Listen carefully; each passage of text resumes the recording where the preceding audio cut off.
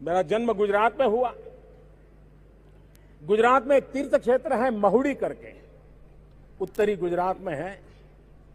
जैन समुदाय के लोग वहां जाते आते रहते हैं। आज से करीब 100 साल पहले वहां एक जैन मुनि हुए।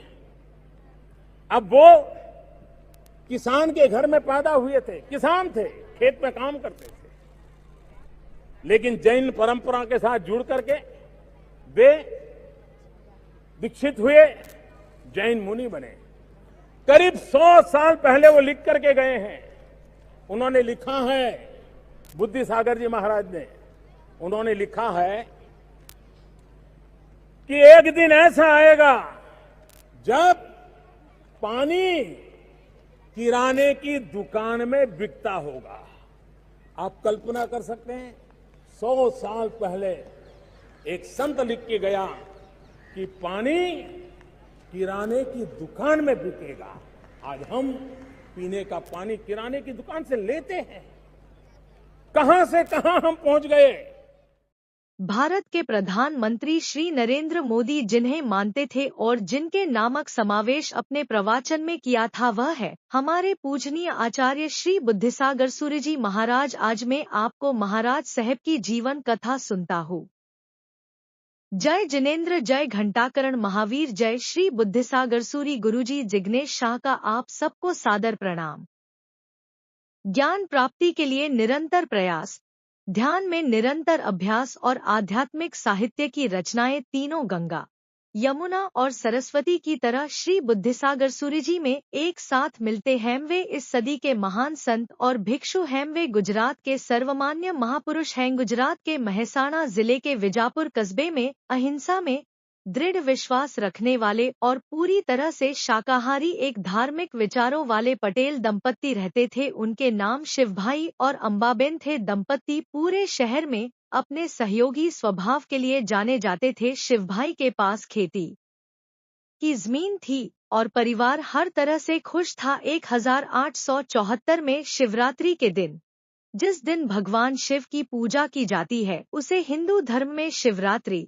इस दंपत्ति के एक पुत्र का जन्म हुआ। हमारी जैन मैनोटरी हेल्पलाइन चैनल को सब्सक्राइब करें। अपने बाद के जीवन में उन्हें संत बुद्धिसागर जी के नाम से जाना गया, लेकिन उनके बचपन का नाम आपको पता है क्या था? वह था बहचर। उन्होंने 6 साल की उम्र में एक धूल भरे गांव के स्कूल में अपनी शिक्षा शुरू की। उन्होंने 6ठी कक्षा तक प्रथम स्थान बनाए रखा और अपने शिक्षकों के बहुत प्रिय थे। प्रत्येक मनुष्य अपने पूर्वजन्मों के गहरे संस्कार लेकर पैदा होता है। बहचर दयालु, विचारशील, अकेले रहना पसंद करने वाले और दूसरों की सेवा के लिए सदैव तत्पर रहने वाले थे। बचपन से ही उनका यह स्वभाव था। 15 वर्ष की आयु में उन्होंने कुछ जैन भिक्षुकों को बचाया था जब भैंसें उनके पीछे दौड़ रही थीं। इस समय उन्होंने इन जैन भिक्षुकों से यह उपदेश सुना कि यदि पशुओं को पीटा जाए तो उन्हें भी मनुष्यों के समान पीड़ा होती है और यह पाप है। वह तुरंत जैन धर्म की ओर आकर्षित हुए। वह अक्सर जैन धर्म के उपदेशों और धार्मिक प्रवचनों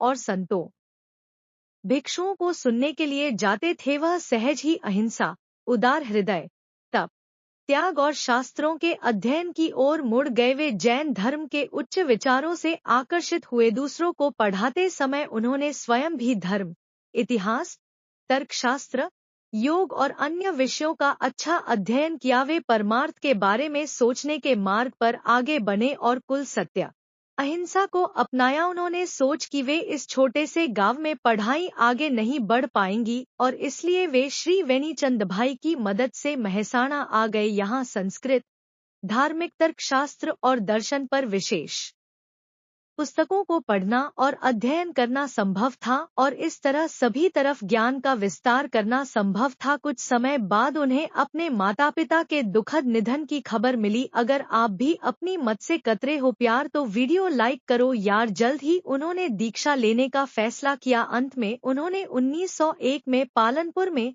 श्री सुखसागर जी महाराज की उपस्थिति और आशीर्वाद से दीक्षा ली, जो श्री रविसागर जी के शिष्य थे। अब वे बहचर भाई से मुनि बुद्धिसागर सूरी जी बन गए।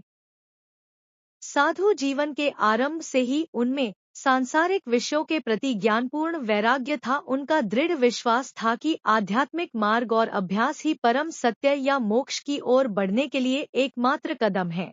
और इसलिए इस युवा भिक्षु ने ध्यान में अपने अभ्यास को मजबूत किया। उन्होंने जैन धर्म में तुच्छ और महत्वहीन मतभेदों की परवाह नहीं की। वे बहुत व्यापक भारतीय संस्कृति के उच्च मूल्यों के प्रति समर्पित थे। उन्होंने गहन ध्यान के लिए खुद को एकांत में रखा ताकि सभी जीवित प्राणियों को पृथ्वी पर शांति मिल सके और आम लोगों के लिए बहुत ही सरल लेकिन उच्च स्तरीय आध्यात्मिक साहित्य की रचना की, जिसे वे बहुत आसानी से पढ़ और समझ सकते हैं। इस प्रकार उन्होंने हम सभी का बहुत उपकार किया है। उन्होंने गांवों में अज्ञानता से किए जाने वाले अंधविश्वास और निष्फल गतिविधियों को दूर करने का प्रयास किया है और असभ्य और भटकते ग्रामीणों को सच्चे ज्ञान और उच्च आचरण का मार्ग दिखाया है। उन्होंने छोटे और बड़े, अमीर और गरीब, जैन और गैर जैन, पुरुष और महिलाओं को जाति और पंथ के भेदभाव के बिना उपदेश दिया और उन्हें सच्चे ज्ञान और मोक्ष का मार्ग दिखाया। दीक्षा ग्रहण करने के पश्चात वे अपने दैनिक कार्यों जैसे अध्ययन और ध्यान सहित धार्मिक अनुष्ठानों के पश्चात जनकल्याण के कार्यों में लग गए। इस प्रकार वे लोगों में बहुत लोकप्रिय हो गए, यहाँ तक कि बड़ोदरा,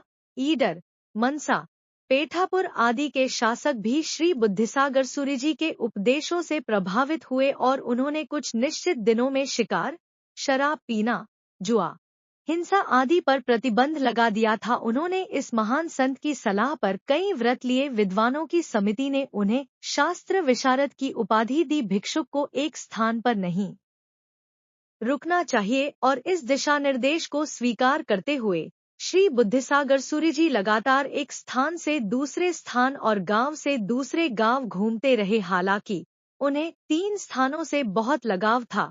विजपुर के पास बोरिया महादेव, यहाँ उनकी मुलाकात एक समर्पित भिक्षु श्री सदानंद सरस्वती से हुई, जिन्होंने श्री बुद्धिसागर जी महाराज को उन्नत ज्ञान प्रदान किया और बेहतर मार्गदर्शन दिया। इधर साबरकांठा जिले का एक प्रसिद्ध और पुराना शहर, यहाँ छोटे छोटे पहाड़ों की कतारें, एकांत गुफाएं, जीर्ण और खंडहर मंदिर आदि हैं, जिन्होंने इस योगी को आकर्षित किया। उन्होंने इस क्षेत्र में कई सप्ताह गहन ध्यान और माला पर धार्मिक वाक्यांशों और भजनों का जाप करने में बिताए। श्री केसरियाजी दक्षिण राजस्थान का पवित्र स्थान है। यहाँ भी घने जंगल हैं, जहाँ एकांतवास बहुत आसान है। यहाँ उनकी मुलाकात बाबा ऋषभदेव काला बाबा से हुई, जिन्हें सभी 18 जातियों के लोग पूजते थे और जिनसे उन्हें ध्यात्मिक शांति का गहरा अनुभव हुआ। उन्होंने इस क्षेत्र में एकांतवास में ध्यान के लिए कई दिन बिताए। उन्हें सैकड़ों जैनियों और कई जैन संघों की उपस्थिति में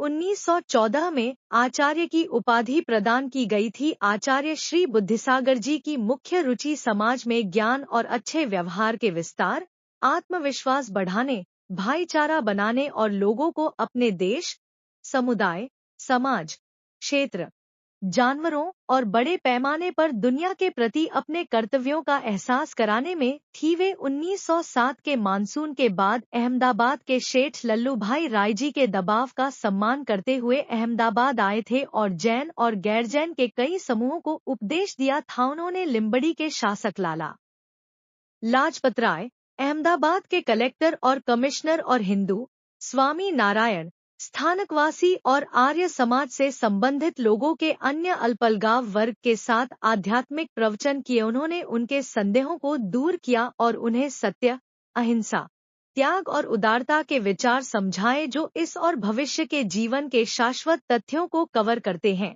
उन्होंने भगवान महावीर के संदेश और उपदेशों को दूर दराज के छोटे छोटे गांवों में आम लोगों तक पहुंचाने के उद्देश्य से ज्ञान के विशेष सम्मान के दिन यानी ज्ञान पंचमी के दिन सन 1909 में के आध्यात्मिक स्नान के विस्तार के लिए अध्यात्म ज्ञान प्रसारक मंडल संस्था की स्थापना की। संस्था ने अपने नाम के अनुरूप काम किया और गुजराती, हिंदी, संस्कृत और मराठी पर लगभग 125 बड़ी और छोटी किताबें प्रकाशित की।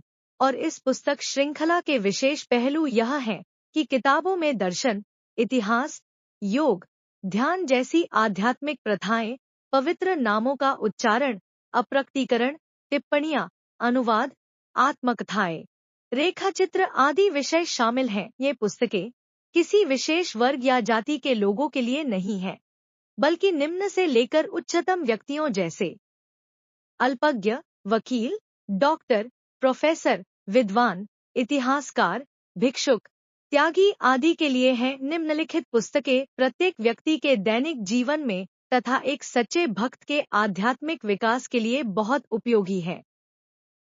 आचार्य श्री मुख्य रूप से आध्यात्मिक ज्ञान पर दीर्घकालिक पुस्तकें बनाने में रुचि रखते थे, लेकिन परिस्थितियों ने उन्हें इस धरती की कुछ उन्नत आत्माओं को दीक्षा प्रदान करने के लिए प्रेरित किया। उनमें प्रमुख शिष्य अजित सागर, कीर्ति सागर, भक्ति सागर, अमृत सागर, जीत सागर, वृद्धि सागर। अजित सागर जी और कीर्ति सागर जी की परंपरा में कई प्रभावशाली साधु हुए हैं और इस सूची में कैलाश सागर जी, सुबोध सागर जी, पद्म सागर जी और अमरेंद्र सागर अन्य शामिल हैं।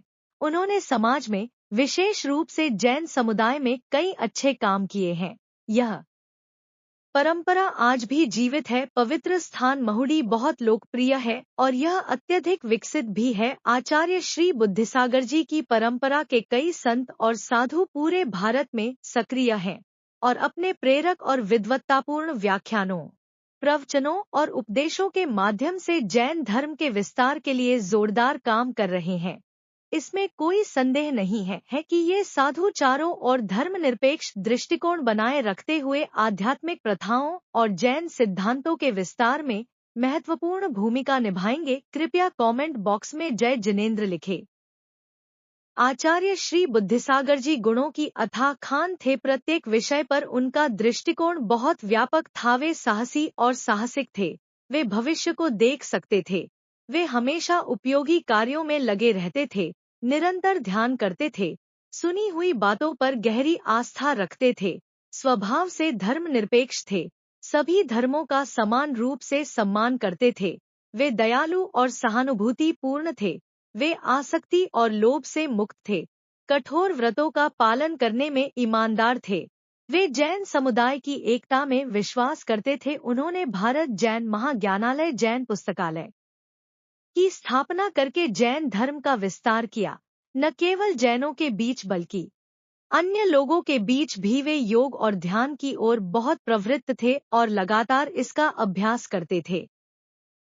उन्हें 1914 में मानसा गांव में आचार्य की उपाधि दी गई और उसके बाद उन्होंने सानंद में 2 मानसून गुजारे। उन्होंने बाकी सभी मानसून विजापुर, मानसा, पेथापुर आदि के आसपास गुजारे। मधुमेह की बीमारी ने उन्हें जकड़ रखा था। 1924 में आनंद के प्रसिद्ध डॉक्टर कूपर ने उनकी जांच की और निष्कर्ष निकाला कि वे किसी गंभीर बीमारी से पीड़ित हैं, लेकिन आचार्य श्री कभी मौत से नहीं डरते थे, बल्कि उन्होंने व्यवस्था की कि प्रकाशन के लिए लंबित पुस्तकों को जल्द से जल्द प्रकाशित किया जाए। सन 1924 में प्रमुख शिष्य श्री अजित सागर जी को आचार्य की उपाधि प्रदान की गई।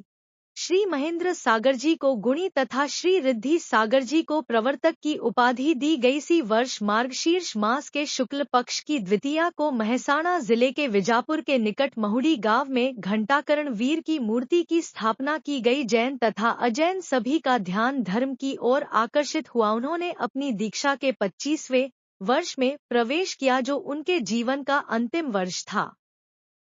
मधुमेह के बाद एक एक करके अनेक रोग उनके शरीर में प्रवेश कर गए। पादरा के राजनीतिक प्रतिनिधि को सर्वोच्च उपदेश देने के पश्चात महाराज श्री बुद्धिसागर जी मनसा, लोधरा और विजापुर होते हुए महुड़ी आए। चैत्र माह में महाराज श्री वृद्धिसागर जी के देहावसान के पश्चात वे अजीब और अकेलापन महसूस कर रहे थे और उनकी स्वयं की हालत भी खराब होने लगी थी, लेकिन वे अच्छा करने और दूसरों के बारे में अच्छा सोचने के लिए दृढ़ थे। विजापुर में संघ ने योगीराज श्री बुद्धिसागर जी को ले जाने के लिए दबाव डाला और उन्हें सुबह सुबह लकड़ी के तख्ते पर लाद कर पुंडरा के रास्ते विजापुर ले जाया गया। संघ के लोगों के साथ मुनि श्री महेंद्र सागर जी निरंतर उनकी सेवा में लगे रहे। उनके साथ के पुरुष और महिलाएं उन्हें बहुत धीमी आवाज में ओम अरहत महावीर बोलते हुए सुन सकते थे। प्रातःकाल उन्हें विजापुर लाया गया।